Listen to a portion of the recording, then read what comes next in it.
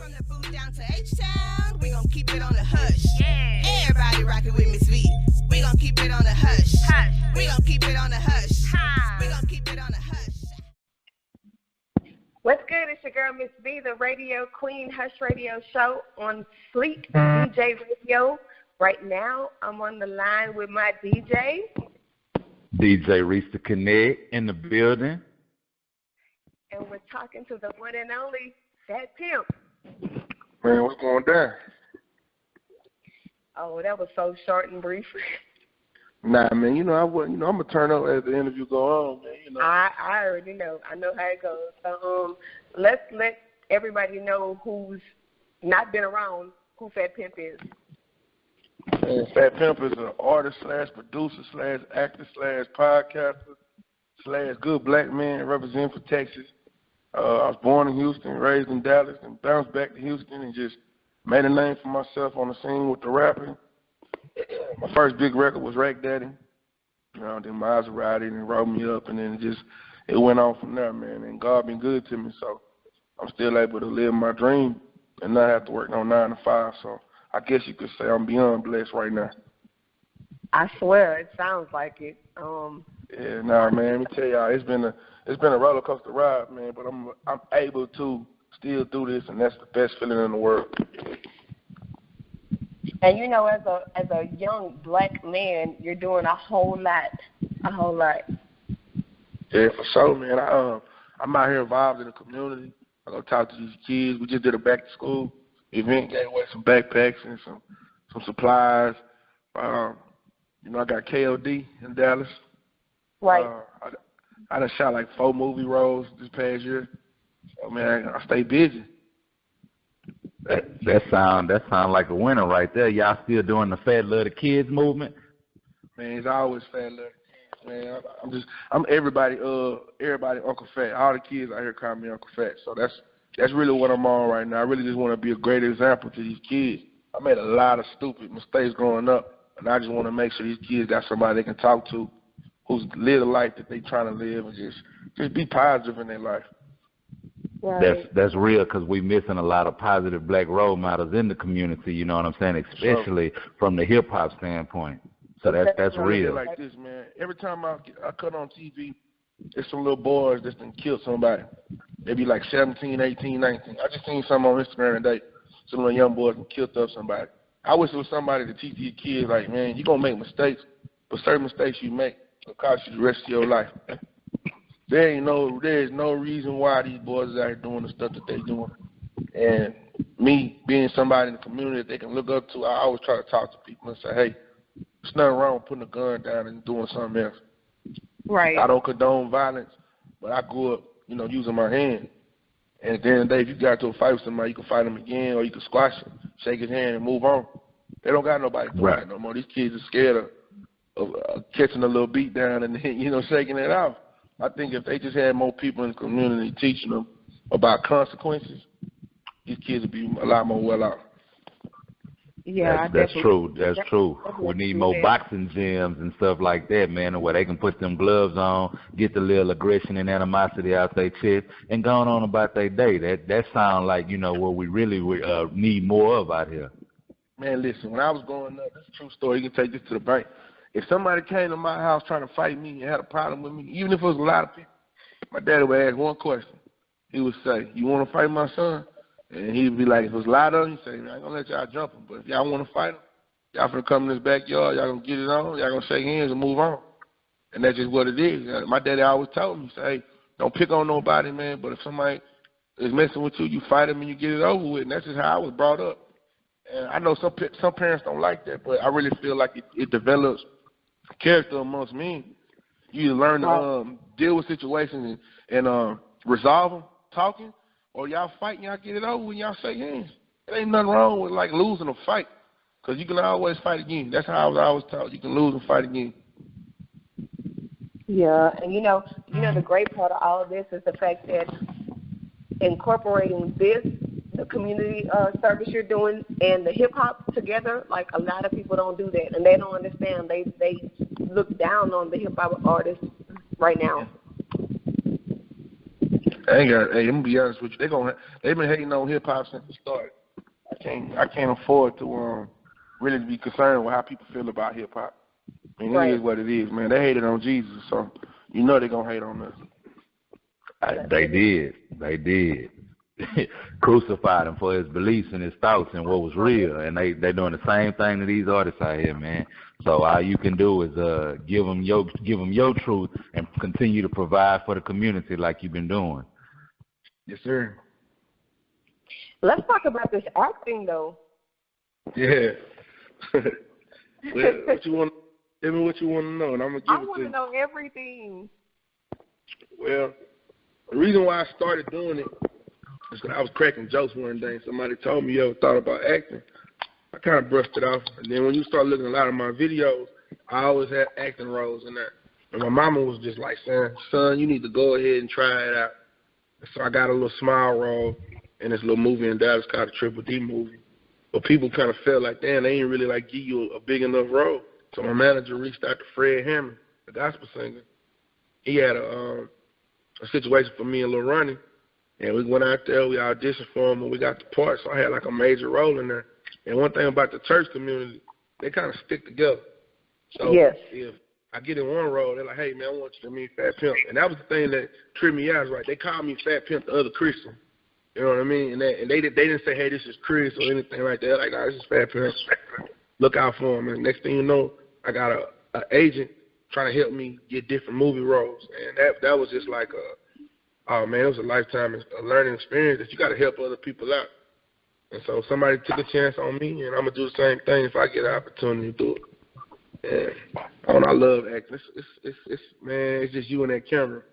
It is. It's like you and that camera. It's a good feeling, especially when you get to see the final product. Right. So out of the movies you was in, what's been your favorite? What was your favorite role that you played? Oh, man. The last movie that I just picked up was called 12 Steps.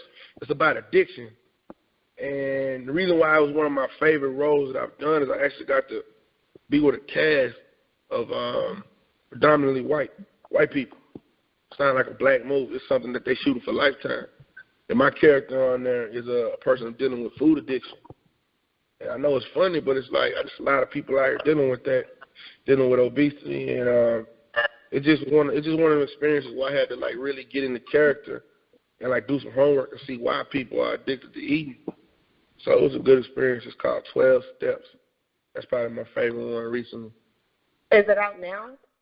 No, it's not out. You know how the thing about it is you'll shoot a movie, it might not come out for like a year and a half, 2 years, 3 years. It just depends. It's all about the distribution, how they want to present it to the world.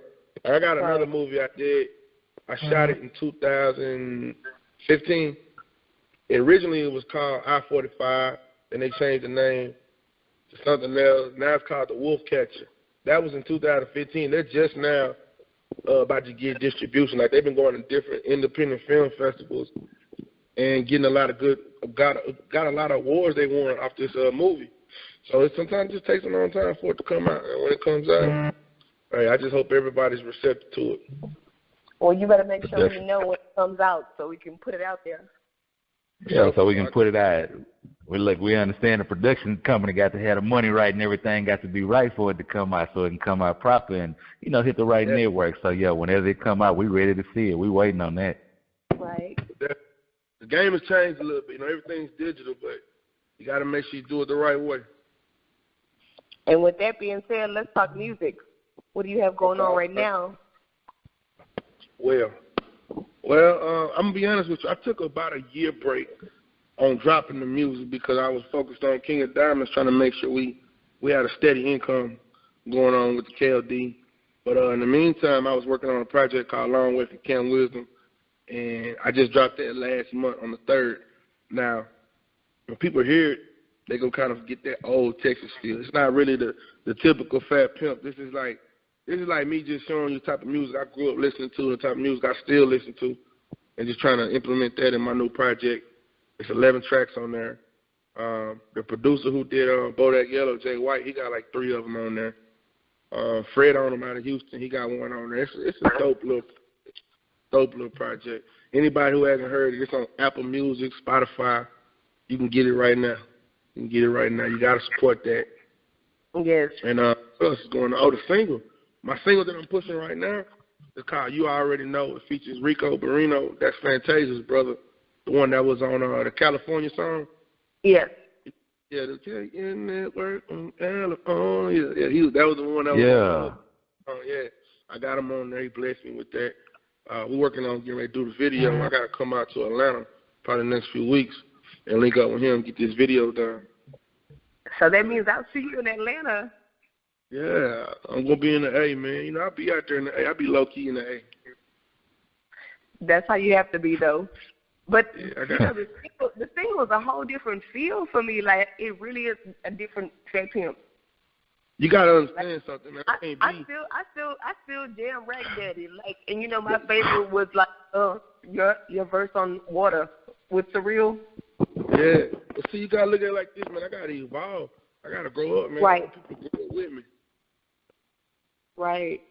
You know what I mean? Like I love the club, but I gotta give some music to where everybody will press play on this record. I don't want people to say like it's too runty or it's too clubbish. I want something when they pop it in the car, they can ride to it. Something to make you feel good when you're getting dressed. Something to make you feel good on your way to work. I listen to something you can. Yeah, you ever listen to them radio shows in the morning? You need something that they'll want to play. Right. Something to make you feel good across the board. So are you still signed to the? Are you still signed to the record company out of California?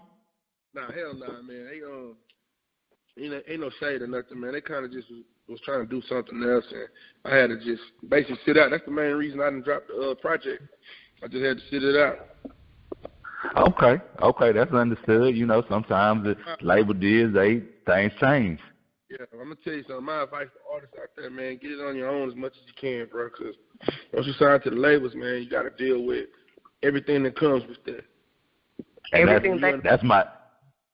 that's my next question I was about to ask. What would you tell a young artist? Because I know you had the Warner Brothers deal originally, and I never really got the wind on what happened with that. But, you know, what info do you have for the young artist trying to come up and, you know, as far as getting legal aid and doing it the right way, doing it a better way? You got to, this is the number one thing I'm going to tell people this. Never be in a hurry to sign no paperwork. And the reason why I say that is because you're going to run into people that'll hit you up and be like, man, I need you to sign it today. I need you to sign it today.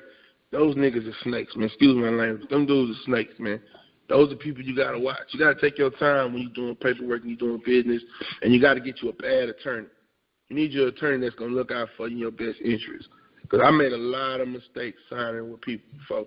2 mistakes I learned. Well, I ain't going to say Dirty Water wasn't a mistake, but the first situation with Warner Brothers, the people that I was involved with, it just wasn't right, man. At the end of the day, man, my advice is you gotta just make your own path in life, man. I can't tell somebody not to sign a deal, but for me, I would say just take your time. Don't be in no hurry. Don't be in a rush. Cause if they want to sign you Friday, they're gonna want to sign you Saturday. They're gonna want to sign you Monday. Right. It's not a race. It's not a race, man. That rap game ain't going nowhere. Right on. But I will say this. Don't take too long, because Scarface called me one day. I was sitting around when Maserati had dropped. I was playing the record label game where you got a Kacha call today, Jiva call today, another label like Sony might call the next day. We just kept, brushing them out. Scarface called me and told me, say, man, little bro, I don't know what y'all waiting on. Y'all need to go in there and get in the game, get your feet wet. And then by the time I got ready to sign with Jive, the record label folded. So it's one of those situations where I probably would have been on the label and lost my deal, or I could have gotten on the label and saved the label. You just never know. Those are some of the things I look back on like, damn, I wish I'd have been just a little bit more aggressive when it came to making a decision. Wow. That's a whole lot of knowledge right there. Yeah, I'm gonna write a book. I'm gonna write a book one day and really tell my story. I think you should. Yeah. That'll definitely be an interesting story. Oh yeah, y'all definitely love it too. Can we talk about KOD real quick? Yeah, we can talk about KOD. Let's give us some information. All right, man. So basically, I got blessed with the opportunity to be a part of the King of Diamonds family in Dallas. We got the blessing from Lenny Moore, who's the founder of King of Diamonds down there in Miami. And it's been a learning. I put it to you like it's been a real learning process. I learned how shady black folks are. I learned about keeping cash on you is a no-no. I learned about making sure you got your taxes in order. I've learned that any illegal activities in a strip club will get you locked up. So I've learned how to basically take a negative and turn it into a positive. Because when we first got the club, it was a lot of negative things going on, and we had to learn how to turn it around and make it positive. And it's been a cash cow at the beginning, but then that's when you start getting hit with a lot of fines and just a lot of different things where you have to learn how to save money. That money come in fast, and when you're not making no money, your pockets is hurt. So I just learned how to save money, just do things strategically, do things the right way. And I also learned that you can't be a rapper and try to be a club manager at the same time. You got to find somebody to help run the club. That way it don't take away from your music. Because I feel like KLD took away from my artistry. And I don't feel like my fans really deserved it. I feel like I really should have stuck to the music before I got involved with the strip club. So is that why you took the break? What'd you say? Is that why you took the break? And you know what? I took the break, not even knowing I'm taking the break. It's just that you go from being in the studio every day to I got to be at KLD. Working the club. Being at work. Yeah, you get there at 9 p.m. You got to make sure everything is on point. You got to be on your P's and Q's because, people try you in the city. So we close at 5 a.m. It takes usually about an hour and a half, 2 hours to finish up at the club. So now you're looking at like 7:30 in the morning. You go home, you still got a family, you know what I'm saying, kids and a girl or whatnot. You got to try to live that life. By the time you wake up, it's time to go back to KLD. So you're doing this nonstop. And the reason you're doing it nonstop is because you don't trust nobody. I would never trust nobody with that type of money. And so then you're able to run your business and take care of your business. Bingo. So then by the time you look up, a whole 6 months then went by, then you start to realize you need to spend just a little bit more time promoting KLD. So now you got to go out and promote the business and then go back to the business. And next thing you know, you ain't got no time. And your career taking a hit. Your relationship taking a hit. It's so much that goes into it to where you have to find time to balance it or find people that are in your circle who can semi-balance it for you. Right.